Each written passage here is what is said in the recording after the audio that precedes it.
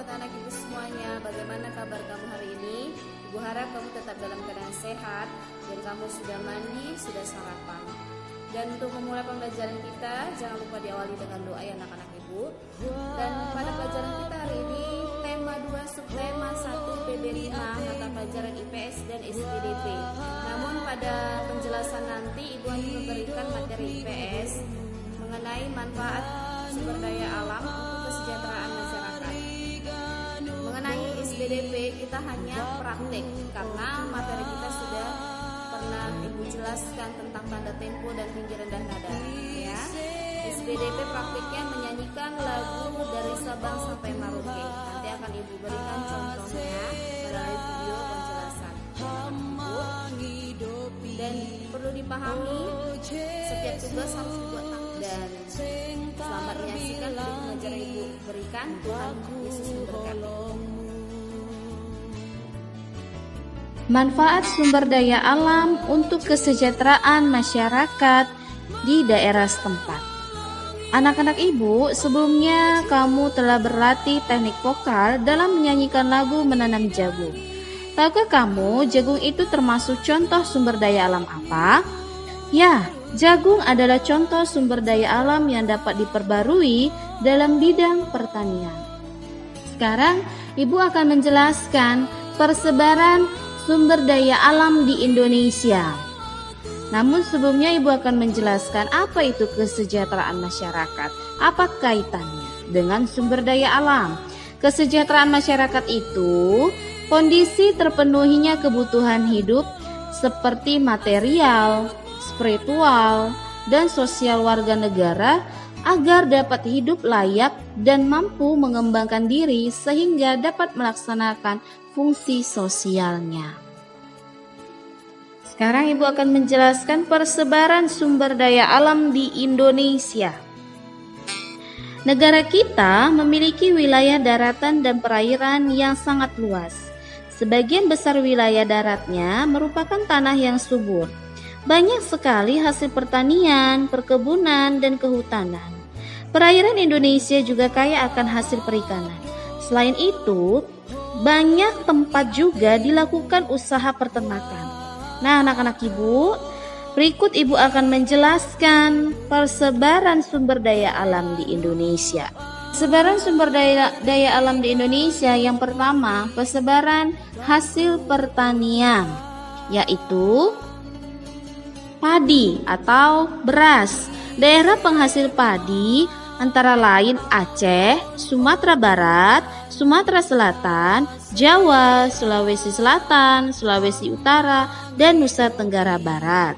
Selanjutnya, jagung. Daerah penghasil jagung antara lain Jawa Tengah seperti Wonosobo, Semarang, Jepara, dan Rembang. Jawa Timur seperti Besuki dan Madura. Serta Sulawesi seperti Minahasa dan sekitar Danau Tempe. Selanjutnya ubi kayu atau disebut singkong. Daerah penghasil singkong yaitu Sumatera Selatan, Lampung, Madura, Jawa Tengah, dan Yogyakarta. Selanjutnya kedelai. Daerah penghasil kedelai yaitu Jawa Tengah, Daerah Istimewa Yogyakarta, serta Jawa Timur. Selanjutnya kacang tanah. Daerah penghasil kacang tanah ini terdapat di Sumatera Timur, Sumatera Barat, Jawa Tengah, Jawa Barat, Bali, dan Nusa Tenggara Barat. Persebaran yang kedua, persebaran hasil perkebunan seperti tebu. Daerah penghasil tebu yaitu Jawa Barat, Jawa Tengah, Yogyakarta, Jawa Timur, dan Sumatera. Selanjutnya tembakau. Daerah penghasil tembakau yaitu Sumatera Utara, Sumatera Barat, Bengkulu, Sumatera Selatan, Jawa Tengah, dan Jawa Timur. Selanjutnya teh.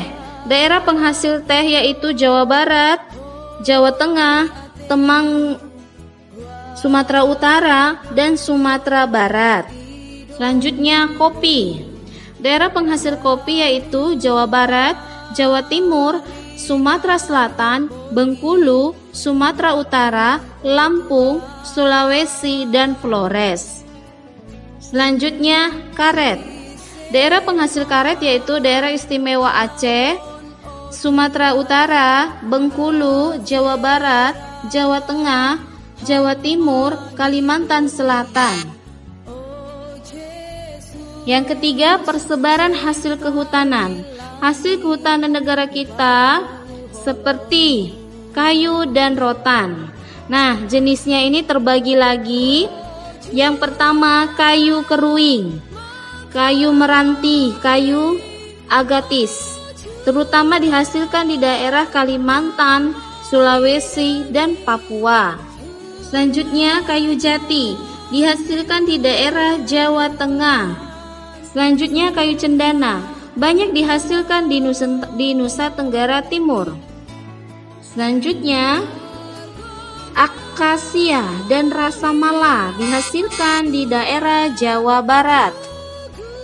Selanjutnya, rotan dihasilkan dari daerah Kalimantan, Sumatera Barat, dan Sumatera Utara. 4. Persebaran hasil peternakan. Nah, pada hasil peternakan negara kita terbagi lagi seperti ternak sapi. Daerah penghasil ternak sapi ini berada Sumatera, Jawa, Madura, Bali, Nusa Tenggara Barat. Selanjutnya, ternak kerbau. Daerah penghasil kerbau yaitu Aceh, Sulawesi, dan Jawa. Selanjutnya, ternak kuda. Daerah penghasil kuda yaitu Nusa Tenggara Timur dan Sumatera Barat. Selanjutnya, ternak babi. Daerah penghasil ternak babi adalah Bali, Maluku, Sulawesi Utara, Sumatera Utara, dan Jawa Barat. 5. Persebaran hasil perikanan. Budidaya udang dan bandeng terdapat di pantai utara Jawa, Sumatera, dan Selatan. Selanjutnya, daerah penangkapan ikan atau nelayan yang masih menggunakan alat tradisional dan modern antara lain Sumatera Timur, Bengkalis untuk jenis ikan terubuk. Sedangkan ikan tenggiri, cumi-cumi, udang, rumput laut, dan ikan layang-layang ditangkap dari daerah Laut Jawa, Selat Sunda, Pantai Selatan, Selat Bali, Selat Flores, dan Selat Makassar. Kepulauan Maluku menghasilkan tiram, mutiara, dan ikan tongkol. Selanjutnya, budidaya ikan di darat. Budidaya ikan di darat ada bermacam-macam, antara lain di tambak atau empang, waduk atau bendungan, sawah atau mina padi, sungai atau sistem keramba, dan di danau. Nah, anak-anak ibu, itulah persebaran sumber daya alam yang ada di Indonesia. Nah, anak-anak ibu sudah menjelaskan persebaran sumber daya alam di Indonesia. Itu tadi ada 5. Ibu akan menghubungkan dalam bidang hasil pertanian itu berdasarkan dengan ruang lingkup kita. Apa hubungannya dengan memanfaatkan sumber daya alam sehingga terjadinya kesejahteraan masyarakat? Tercapainya kesejahteraan masyarakat karena sudah terpenuhinya kebutuhan hidup kita. Ya, itu membuktikan pada saat orang tua kita melakukan kegiatan ekonomi seperti dia menanam padi di sawah. Setelah menanam padi, mendapatkan hasil, memanen. Hasilnya itu dijual, mendapatkan uang. Jadi untuk memenuhi kebutuhan hidupnya, dari uang tersebut, dari hasil panen itulah yang dijual, dimanfaatkan, terjadilah tercapainya kebutuhan hidup. Seperti, kenapa dikatakan sejahtera, Bu? Kamu membutuhkan buku tulis. Buku tulis kamu itu dibelikan oleh orang tuamu. Dari mana uangnya? Dari hasil memanen padi tersebut. Dimanfaatkanlah padi itu sehingga tercapainya kesejahteraan masyarakat tadi. Kebutuhan hidup dari keluargamu itu tadi terpenuhi. Itulah yang dikatakan memanfaatkan sumber daya alam sehingga terjadinya kesejahteraan masyarakat. Nah, kebutuhan yang terpenuhi itu ada 3. Apa saja? Itu sudah pernah Ibu jelaskan. Ada 3. Ada kebutuhan primer, ada kebutuhan sekunder, ada kebutuhan tersier. Nah, 3 kebutuhan ini apa ya Bu? Ibu akan mengulangi lagi, akan menjelaskan kembali. Apa itu kebutuhan primer? Apa itu kebutuhan tersier? Apa itu kebutuhan sekunder? Berikut penjelasannya. Kebutuhan manusia itu ada 3. Yang pertama kebutuhan primer. Kebutuhan primer ini kebutuhan fisik minim manusia yang berkaitan dengan kecukupan kebutuhan pokok. Nah, pada kebutuhan primer ini terdiri ada sandang, sandang itu pakaian, pangan, pangan itu makanan, dan papan, papan itu tempat tinggal. Nah, tanpa pangan, manusia akan meninggal. Begitu pula tanpa sandang dan papan, manusia akan tersiksa hidupnya dan rentan terserang penyakit. Jadi, untuk memenuhi kebutuhan manusia itu yang pertama kali itu adalah kebutuhan primer. Ya anak-anak Ibu. Selanjutnya kebutuhan sekunder. Kebutuhan sekunder ini kebutuhan yang dapat dipenuhi setelah kebutuhan primer tercukupi. Maksudnya setelah kamu memenuhi kebutuhan primer yaitu kebutuhan yang utama, kamu boleh memenuhi kebutuhan sekunder. Kebutuhan sekunder ini kebutuhan tambahan yang bersifat kelengkapan dari kebutuhan primer. Contohnya orang tuamu sudah memiliki rumah. Nah, untuk mengisi perlengkapan di rumah itu apa saja? Itulah sekundernya, Nak. Membeli lemari, membeli meja, membeli tempat tidur, dan lain-lain.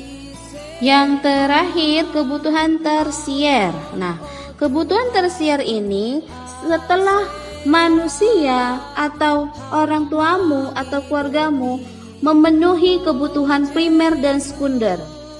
Kalau sudah tercapai, sudah terpenuhi, kamu bisa memenuhi kebutuhan tersier. Kebutuhan tersier ini anak-anak Ibu, kebutuhan yang berkaitan dengan barang-barang mewah seperti cincin, gelang, kalung, mobil mewah, sepeda motor, dan lain-lain. Itulah dia kebutuhan tersier. Dia merupakan barang-barang mewah.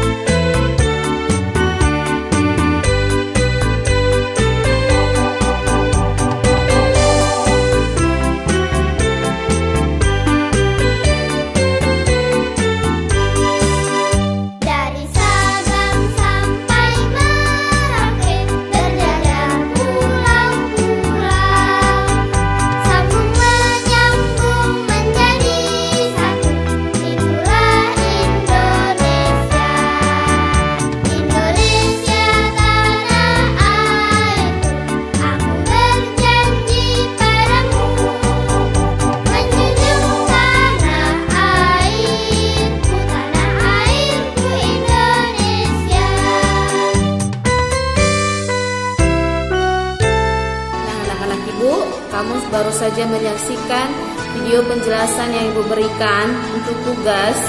Itu ada di halaman 37.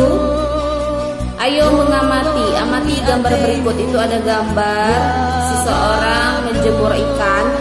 Gambarnya tidak perlu kamu buat.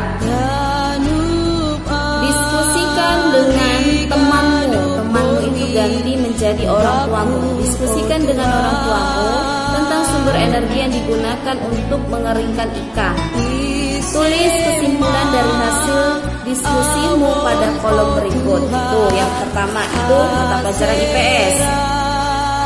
Lalu yang kedua,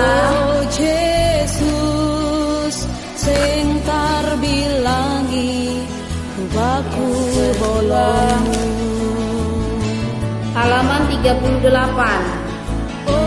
Itu juga mata pelajaran IPS. Tahukah kamu bahwa Indonesia itu ada wacana? Itu kamu tulis wacananya. Lalu latihannya, bagaimana kaitan antara letak Banyuwangi dengan sumber daya alam? Yang pertama. Yang kedua, bagaimana kaitan antara sumber daya alam dengan kehidupan masyarakat Banyuwangi?